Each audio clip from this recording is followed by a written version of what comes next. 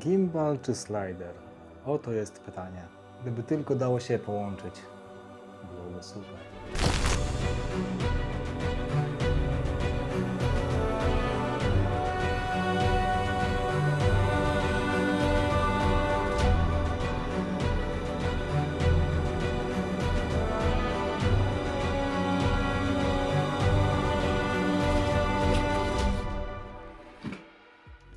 Dzisiejszy film mógłby być dosyć krótki, bo chcę Wam dzisiaj powiedzieć o nowym sliderze iFootage Shark Slider Nano 2. W moim przypadku o długości 660 mm, ale to nie jest zwykły slider. Czy jesteś w stanie sobie wyobrazić, co by mogło wyjść z połączenia gimbala DJI ze sliderem? No to słuchaj, nie męcz się, nie musisz sobie już tego wyobrażać, bo to właśnie się stało. DJI połączył swoje siły z iFootage, tworząc urządzenie, które jest właśnie połączeniem gimbala ze sliderem. Daje nam to bardzo fajne, płynne ruchy w aż 4 osiach. Możesz dzięki temu tworzyć wyjątkowe filmy, wyjątkowe panoramy, hyperlapsy, filmy typu stop motion. Sprzęt daje Ci naprawdę nieograniczone możliwości, a w zasadzie ogranicza je tylko to, co masz tutaj. No to może od początku. To jest slider iFootage Shark Nano 2. Długość 66 cm. Ten slider oferuje nam ruchy w dwóch osiach. Osi jakby podłużnej, no i wokół własnej osi. Kamerę montujemy tutaj na specjalnej płytce, która jest dołączona do zestawu. Kładziemy sobie go na ziemi, bądź tak jak w moim przypadku na statywie i możemy już działać, prawda? Budowa tego slidera jest na bardzo wysokim poziomie. Slider jest zbudowany przede wszystkim z aluminium. Aluminium, troszkę tworzyw i same te szyny prowadzące są zbudowane chyba z włókna węglowego bądź z jakiegoś karbonu. Nie potrafię tego odróżnić. Mamy tutaj wyświetlacz kolorowy, dotykowy co ważne, na którym możemy sobie zmieniać wszystkie parametry plus dwa przyciski. Przycisk do włączania plus przycisk funkcyjny. Z boku mamy mocowanie baterii Sony MPF i pod nim kryje się gwint, bo jeżeli zasilimy sobie z portu USB, który znajduje się z przodu slidera, no to wtedy nie potrzebujemy wkładać baterii i możemy sobie tutaj coś dodatkowo doczepić. Czy jakąś belkę dodatkowo usztywniającą, czy jakieś dodatkowe akcesorium. Z dołu mamy również gwinty. Mamy tutaj gwinty 1/4 cala, dwa po bokach, żeby właśnie jakąś belkę usztywniającą do statywu na przykład sobie dać i jeden na środku, żeby na przykład tak jak w moim przypadku zamontować sobie szybko złączkę. Z drugiego boku mamy też 3 gwinty, 3/8 cala i 2 razy 1/4 cala. Pozwala nam to na w zasadzie dowolną konfigurację, dowolne podpinanie dowolnych gadżetów, urządzeń, sterowania, monitorów do tego slidera. Slider może być mocowany za pomocą jakiejś szybko złączki do statywu, bądź może stać sobie sam na własnych nóżkach. Co ważne, dwie nóżki po jednej stronie są regulowane, żeby móc sobie go prawidłowo wypoziomować. Żeby ułatwić przemieszczanie się sliderem między lokacjami, dostajemy go w takim fajnym etui. Pomieści ono nie tylko slider, ale wszystkie akcesoria, które dostajemy w zestawie. I tutaj bardzo dobrze, bo wielu producentów często nie daje etui i samo później transportowanie sprzętu jest dosyć problematyczne, trzeba jakoś zabezpieczać, a tutaj ładujemy slider do etui, które jest usztywnione, wzmocnione i jesteśmy pewni, że sprzęt będzie bezpiecznie przewożony, my też się nie musimy o niego martwić, no bardzo fajna rzecz. Oczywiście poza samym sliderem i etui dostajemy taką płytkę, szybko złączkę do podłączenia kamer, możemy do niej przykręcić albo głowicę kulową, albo jakąś szybko złączkę, bądź po prostu bezpośrednio kamerę. Ona ma gwint 3/8 i chowany 1/4. Do podłączenia gimbala dostajemy taką płytkę, która pozwala nam właśnie na podłączenie Ronina do naszego slidera. Do tego potrzebny nam będzie jeszcze taki przewodzik, który też jest w zestawie. On właśnie łączy tą płytkę z gimbalem, dając nam możliwość sterowania właśnie całym gimbalem z pozycji slidera. I dostajemy również uchwyt na telefon. On służy do dwóch opcji. Pierwsza opcja to jest jakby ten właśnie tryb trackowania, czyli ten tryb śledzenia, do którego potrzebny jest telefon, bo jego kamera właśnie śledzi nas i pozwala nam wracać gimbalem automatycznie tam, gdzie my idziemy. A drugi to jest po prostu taki, że zamiast kamery możemy sobie podpiąć telefon i tworzyć za pomocą slidera ujęcia telefonem. Nie może również zabraknąć zasilacza sieciowego z przewodem USB typu C. Jest też zestaw przewodów do sterowania różnymi kamerami, różnymi aparatami. No i to tyle o budowie, no przejdźmy do działania.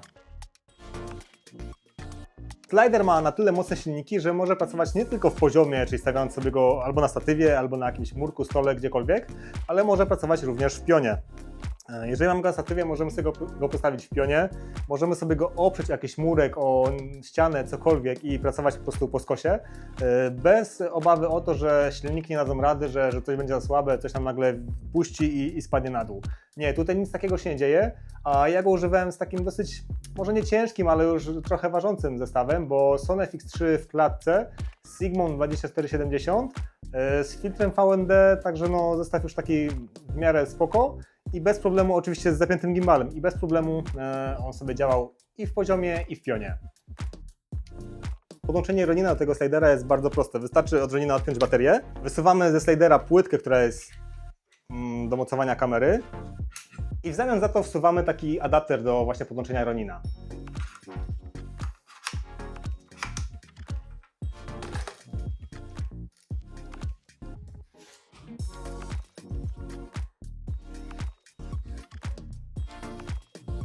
Po zamontowaniu i wyważeniu kamery włączamy sobie najpierw slider. Może ja go dam troszkę tak, żeby było widać, jak on się kalibruje. Teraz zobaczcie, on się kalibruje, on sobie sprawdza jakby swoje punkty, jakieś tam orientacyjne pewnie. Przesuwa się do początku, włączamy sobie gimbal i sprzęt już działa. To jest niesamowite, jak ten sprzęt się bardzo łatwo i intuicyjnie obsługuje. Żeby ustawić mu tak naprawdę punkty, z których ma się przemieszczać do których, tak? Czyli te nasze jakby koordynaty, wystarczy wciśniemy sobie obydwa przyciski zasilania i FN jednocześnie. On nam wydaje dźwięk i teraz możemy sobie przesuwać ręcznie, ustawiać, może inaczej. Tu będzie mój punkt A. Ustawiam sobie punkt A. Tutaj będzie punkt B. Cyk, daję punkt B. Ustawiam sobie jeszcze dodatkowo czas, przez który on się ma tutaj przemieścić. Dam sobie, nie wiem, na 15 sekund, niech będzie OK. Daję standby, on nam wróci do pozycji początkowej. Naciskam start i sprzęt sam robi resztę. Fajne jest to, że po naciśnięciu przycisku start, jeżeli mamy sparowany gimbal i aparat, no to jednym przyciskiem start wyzwalamy i ruch gimbala i migawkę w kamerze. Slider, niezależnie od tego, czy działa sam, czy w połączeniu z Roninem, działa bardzo płynnie i bardzo stabilnie. Nie zauważyłem, żeby cokolwiek się zwieszało, wszystko działa bardzo fajnie. Jedyne, co zwróciłem uwagę, to to, że po włączeniu i próbie ponownego włączenia musimy jakby wyjąć i włożyć baterię i dopiero wtedy na to skakuje. Ale poza tym slider działa po prostu perfekcyjnie. Slider występuje w dwóch wersjach, jeżeli chodzi o długość. Mamy wersję taką jak moja, 66 cm, natomiast druga wersja jest krótsza i ma ona tylko 44 cm. Bardzo fajne w tym sliderze jest to, że możemy tak naprawdę go ustawiać, regulować wszystko na panelu dotykowym, który znajduje się na urządzeniu. Mamy też dwa przyciski, przycisk włączania i przycisk funkcyjny. Oczywiście to, że slider możemy obsługiwać w bardzo prosty i przejrzysty sposób manualnie na samym sliderze, nie znaczy, że nie mamy aplikacji, bo mamy. iFootage Moko pozwala nam kontrolować sliderem również z telefonu, co dla niektórych pewnie będzie sporym ułatwieniem, ale dla mnie przy tej obsłudze, która dotykowa jest na tym panelu wbudowanym w urządzenie, jest to w zupełności wystarczające. Mogę tam ustawić to wszystko, czego potrzebuję i szybciutko działać bez wyciągania telefonu z kieszeni, bez połączenia się z tym urządzeniem. Dla mnie samo ustawienie tego na panelu jest dużo łatwiejsze, szybsze i wygodniejsze niż zabawa z telefonem. No ale dla tych, którzy potrzebują takiej opcji, którzy jednak wolą na telefonie sobie ustawiać cały slider, konfigurować, no to taka opcja oczywiście jest. Slider może pracować w wielu trybach. Może pracować w trybie wideo, timelapse, stop motion, panorama i makro, a po aktualizacji dostaliśmy jeszcze tryb multi-target. Tryb multi-target to nowy tryb, w którym możemy ustawić sobie kilka obiektów zainteresowania, w który będzie śledził nasz sprzęt. W trybie multi-target możemy ustawić sobie maksymalnie 4 rozmówców. Ustawiamy sobie pierwszy jeden obiekt, ustawiamy na niego kamerę, potem ustawiamy drugi obiekt, ustawiamy trzeci obiekt, ustawiamy czwarty obiekt. No i gimbal sobie po kolei leci i nagrywa te osoby w trakcie oczywiście ruchu, który mu wcześniej zaprogramujemy.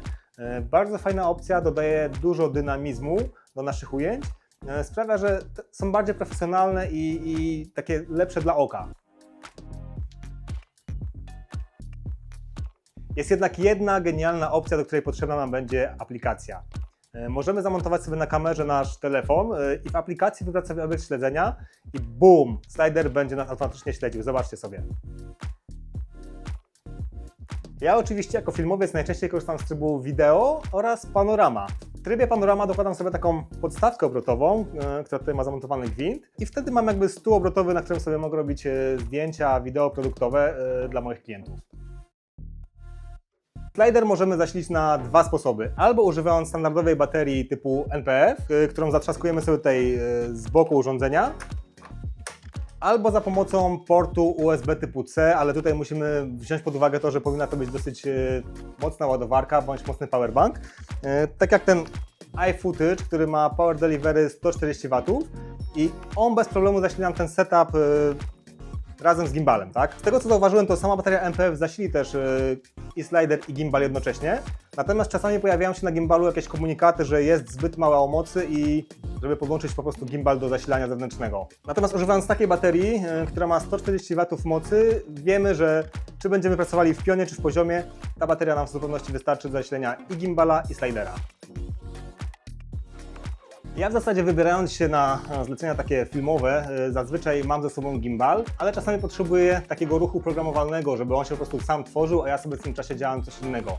No i takie połączenie slidera z gimbalem daje mi tą możliwość. Podsumowując, kolaboracja DJI i iFootage dała nam naprawdę niesamowite urządzenie. Shark Slider Nano 2 w połączeniu z Roninem od DJI, no to jest naprawdę tandem doskonały. Mamy wtedy 4-osiowy slider, który może pracować i w pionie, i w poziomie, ma bardzo dużo opcji pracy, może pracować w trybach timelapsowych, hyperlapsowych, makro i tak dalej. Daje nam naprawdę bardzo płynny i bardzo gładziutki ruch, dzięki czemu nasze ujęcia są naprawdę świetne. No i jeżeli chodzi o cenę, cena w wersji krótkiej 440 mm to około $650, natomiast wersja, którą ja mam, 66 cm, to jest około $750. W przeliczeniu na złotówki to będzie jakieś mniej więcej 3,5 tysiąca złotych, może troszeczkę więcej, uwzględniając tam podatki, cła i tak dalej. Natomiast jest to sprzęt warty każdej złotówki. I koniecznie dajcie znać w komentarzu, co Wy sądzicie o takim połączeniu, co Wy sądzicie o tym sprzęcie, czy Waszym zdaniem jest on wart uwagi, czy raczej nie jesteście zwolennikami takich urządzeń. No i oczywiście zasubskrybuj, żeby widzieć więcej podobnych treści i recenzji fajnego sprzętu.